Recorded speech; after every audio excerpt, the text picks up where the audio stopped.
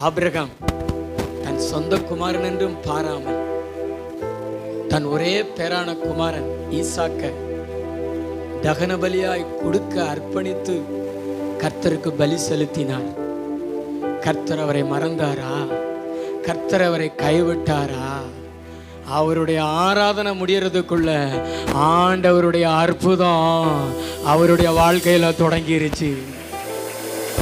அவர் ஆராதனை செய்து முடிக்கிறதுக்குள்ள அந்த பாதி ஆராதனையில கர்த்தர் பேசி, ஆபிரகாமே உன் பிள்ளையாண்டன் மேல கைய போடாத.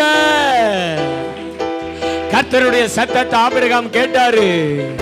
உன் குமாரனுக்கு பதிலாக ஒரு முட்புதர்ல சிக்கி இருக்கிற ஆட்டுக்கடாவை கொண்டு வந்து பலிகுடு அப்படி சொன்னாரு ஆண்டவர். ஆராதனை பாதி நடந்து கொண்டிருக்கையிலேயே அற்புதம் தொடங்க ஆரம்பிச்சிருச்சு, ஆசீர்வாதம் தொடங்க ஆரம்பிச்சிருச்சு. அந்த ஆபிரகாம பார்த்து தான் கர்த்தர் சொன்னாரு, நான் உன்னை ஆசீர்வதித்து உன் சந்ததிய வானத்து நட்சத்திரங்களை போல கடற்கரை மணல போல பெருக பண்ணுவேன். பூமியின் வம்சங்கள் எல்லாம் உனக்குள்ளும் சந்ததிக்குள்ளும் ஆசீர்வதிக்கப்படும் என்று சொல்லி ஆண்டவர் ஆசீர்வாதத்தை கொடுத்துட்டாரு. நீங்களும் பலி செலுத்துங்களே, நீங்களும் உண்மையா ஆராதிங்களே, உங்களை மறந்து ஆராதிங்களே, அர்ப்பணிச்சு ஆராதிங்களே. ஆவியானவர் வந்துட்டாரு. உண்மையா ஆராதிக்கிற பிள்ளைகளை கர்த்தர் ஆசீர்வதிக்கிறாரு.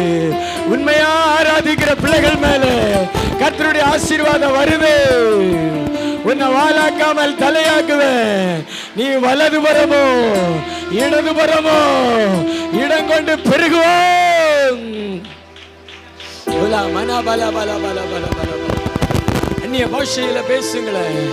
கர்த்தர் அநேகரை நிரப்புகிறார், அநேகரை நிரப்புகிறார்.